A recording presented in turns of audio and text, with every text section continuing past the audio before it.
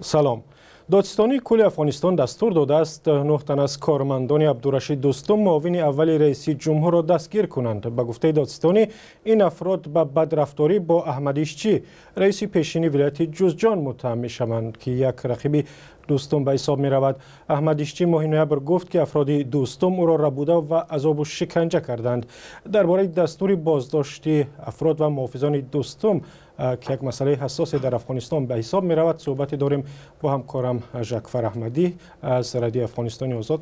ژکفر، به برنامه ما خوش آمدی. خب، امر بازداشت صادر شده است، معلوم است که آن را کی اجرا میکنند؟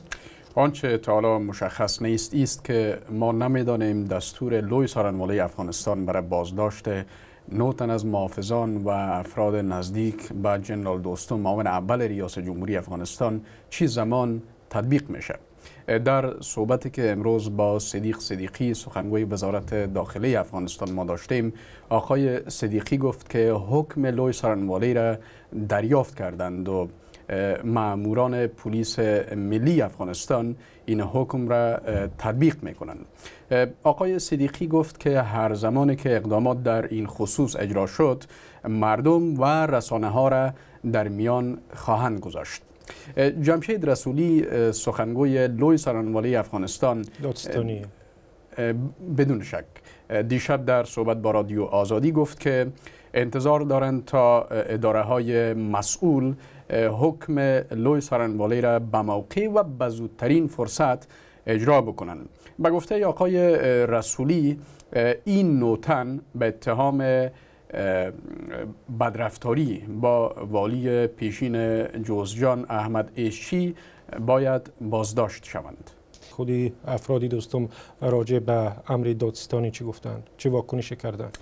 ما تلاش های مکرر انجام دادیم، هم از کابل همکاران ما و هم ما از پراگ در اینجا، تا نظر نزدیکان و مسئولان معاونیت اول ریاست جمهوری افغانستان را در مورد فیصله لوی سارنوالی افغانستان داشته باشیم، اما مسئولان تا حالا در این مورد تبصره نکردند. چیزی که مشخص است این است که عنایت الله بابر فرهمند، رئیس دفتر معاونیت اول ریاست جمهوری افغانستان، ادعای آقای ایشچی را پیشازی به اساس خوانده. طوری که شما هم پیشتر اشاره کردین، احمد ایشچی ادعا کرده که به تاریخ 25 نوامبر پارسال البته افراد آقای دوستم در حضور جنرال دوستم او را از یک میدان بزکشی در ولایت جوزجان با خودشان میبرند و به گفته آقای ایشچی جنرال دوستم به نزدیکانش دستور میده تا بالای آقای ایشچی تجاوز بکنن و تصویر هم بگیرن. او خود دوستم را هم در بدرفتاری با خودش مقصر میدانه.